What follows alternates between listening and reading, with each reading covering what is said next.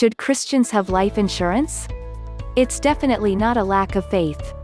I believe that, as Christians, we can pray for God's provision over our health and life, and we can expect that He will provide in that way. However, I believe it is also wise to plan for the worst-case scenario. Which person has a better testimony toward their family and friends? The first is 20 years old and buys life insurance and lives for 10 more years, glorifying God through their work and their ministry. When he dies, he leaves behind a stay-at-home wife with 3 children age 8, 6, and 3.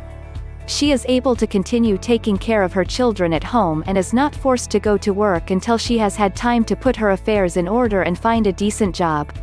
The second is 20 years old and buys life insurance and lives for 10 more years, glorifying God through their work and their ministry. When he dies, he leaves behind a stay-at-home wife with 3 children age 8, 6, and 3.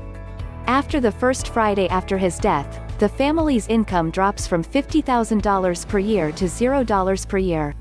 She is forced to find the first job that comes her way, and has to outsource parenting to daycares and babysitters. They end up struggling for many years because they also do not have a savings account, and in the end, she will be unable to help her 3 children in college and unable to fund her dreams, like vacation and future ministry.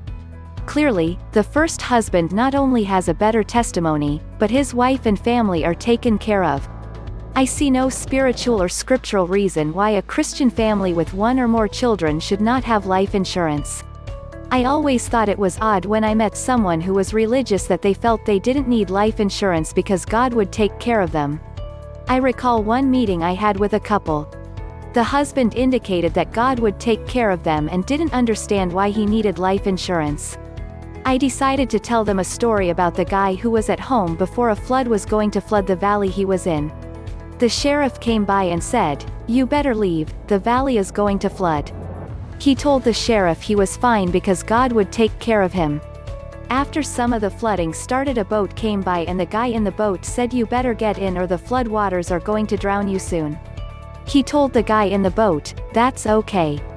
I'll stay here because God will take care of me." A short while later, the flooding had really gotten bad and the man was on his roof when a helicopter came to rescue him. He told the helicopter to go on and leave him there. He was fine because God would take care of him. Soon after, the guy died and went to heaven. Once there, he saw God and said, "God, I put my faith in you and yet you let me drown." At which point, God said, "I sent the sheriff, a boat and a helicopter to rescue you. What more do you want me to do?" So usually, I would share this story with people that maybe God had sent me in the first place to talk to them about their life insurance. Christians have access to the best financial planner in the world, God. Thus a Christian should ask God should they should have it, and if so, how much and with whom. Good financial planning is very wise. God likes wisdom. He put a whole book in his Bible about being wise, Proverbs. But the best thing to do is ask God for his advice and guidance, as each person's circumstances are different.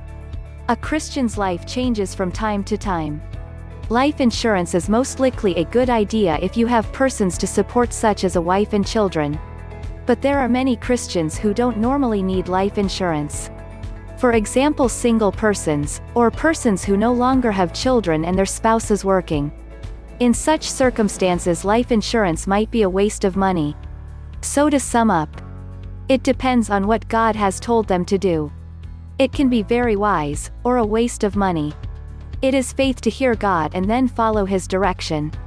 If you choose to believe that your righteous family will be provided for by your community of faith, or by providence, then life insurance as a protective death benefit may not make sense for you.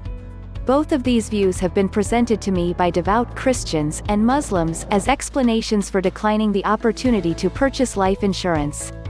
The ways of GD are mysterious, ineffable. If you wish to bet that your particular righteousness is sufficient to warrant divine intervention and protection for your family, then turn your back on the protections of mere men. Otherwise, get the insurance. Using cash value life insurance as a component of your long-term savings program as a whole, another issue, with considerably less religious import. It's not about death. It's about taxes and market risk. I've never encountered any religious controversy from Christians about tax-advantaged, low-risk, long-term savings using life insurance as the vehicle. I only hear secular objections from Christians. On the other hand, devout Muslims object to interest-bearing accounts, including cash value life insurance.